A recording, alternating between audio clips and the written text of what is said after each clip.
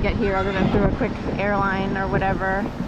A lot of people drive because they don't love, you know, being felt up in the airport, because that's the process of getting on airplanes involves, you know, a little bit of a police moment. So not everybody loves that. And anyway, and for some reason they don't have the ads anymore, but for months on end they had ads for Arizona up here. Technically I haven't seen them recently. Once they put booming down Broad Street up here, Wi-Fi booming down Broad Street. Anyway, 18 minutes in, that's not bad. I'm checking the time because I need to be somewhere at a certain time, so I don't want to tally too long or tarry too long. Is it tarry? Some people tally. You know, your little chicken scratches, 1, 2, 3, 4, and then 5 is the 5th slash. That goes over the 4. Yeah. Tarry. I don't want to tarry. We shall not tarry too long. There is nary a minute to spare. That's so Fortnite. That's so Old English, you know. Are we doing this? Are we doing middle? Okay. That's my spirit guide. Pulp Fiction.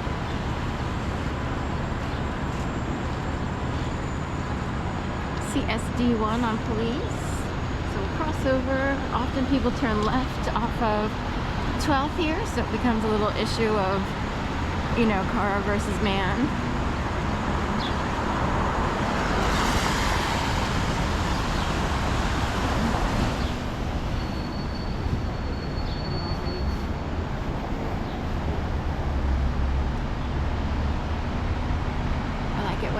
The lights reflect on the convention center building across the way. That building itself is actually a facade, more of a facade.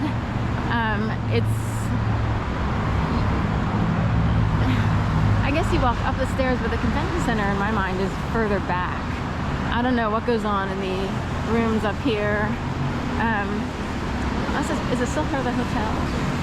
Anyway, because you cross over that bridge, breezeway. Anyway, when you walk in, it's a big empty area. There's steps, you walk back, there's steps down to the concourse for the regional rail. It's, I would say train station, but technically the bigger trains don't come in. It's regional rail, which would be an upscale subway. Then the subway comes in also. There's a mall, connects to the mall, which reminds me of a mall my dad was walking in Lakewood, Florida. I think it was Lakewood. It seemed modern and new, so it's one somewhere around Bradenton, Florida. And similar Starbucks near the Columbia store on the floor, but it was also, it's positioned outside of the regional rail station. So.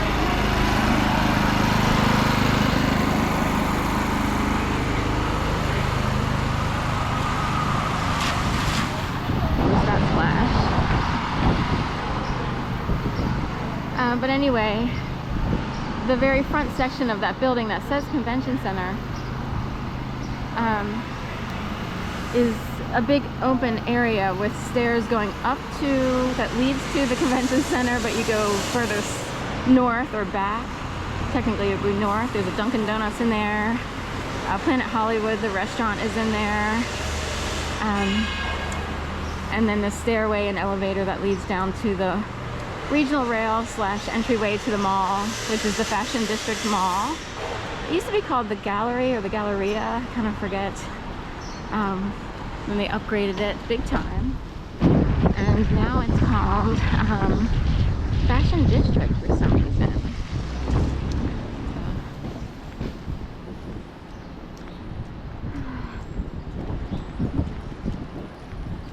Right, a little windy, some rain. Pre-hurricane. We don't get hurricanes up here, although every once in a while they'll put a crazy story like dark records or some weird thing will pop up on MSN's feed. That's technically the homepage. I barely check it unless there's like a major headline, but every once in a while they bring up, like, you know, should a tsunami, you know, tsunami warnings for the East Coast, like the Mid-Atlantic and Northeast. And there are people who've researched like the plates you know, geographical plates and stuff like that, and earthquakes, and if anything weird would happen.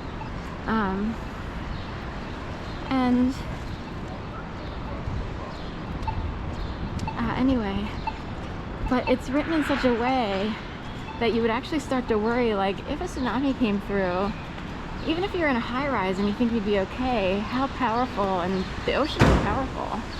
So how powerful would a massive wave be? And if you see, like, there's a couple videos of some of the worst tsunamis that hit, like, Burma, the Burmese region, and maybe also Japan.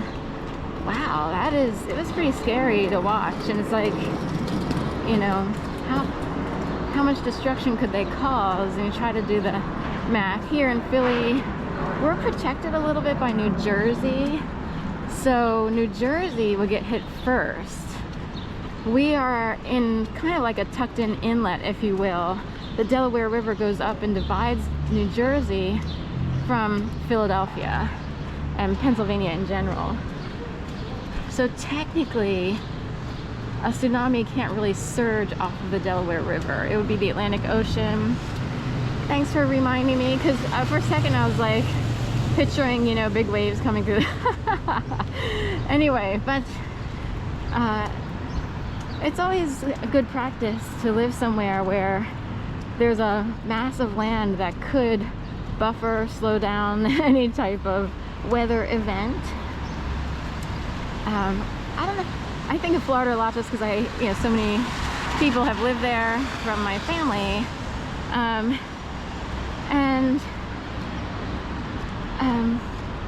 Even if there's an island in front of a town in Florida, say you have Fernando Beach or what have you up in the very northeastern tip of Florida, I don't know how much slowing down that would. It's a little tiny strip of land, I think. So I don't know how much. It would still serve as a buffer on some level, but you know, a tiny one. Anyway, something to think about. Philly's pretty safe from any tsunami activity. Manhattan, I don't know what to say. They have the Hudson River. You know, I'd have to look at it more closely. There's Long Island is in the mix. It's positioned in such a way where it would have to be like an awkward weather event, I think. Trying to picture that, unless that's the island that buffers New York itself, like Westchester County, Tarryton. Speaking of Terry, don't tarry too long. Blick and an arcade is coming in here. We have Pet Shack, which came in, which is closer to my neck of the woods, a few blocks up. We're approaching 14th, I'm on 17th. And now they have everything's arcade. And Pet Shack is like an arcade, but it's putt-putt golf lit up and then part of a bar. I think that's interesting. This used to be West Elm. Wow. It's very attractive. Like, I could see where people would want to go in, but it's a new game.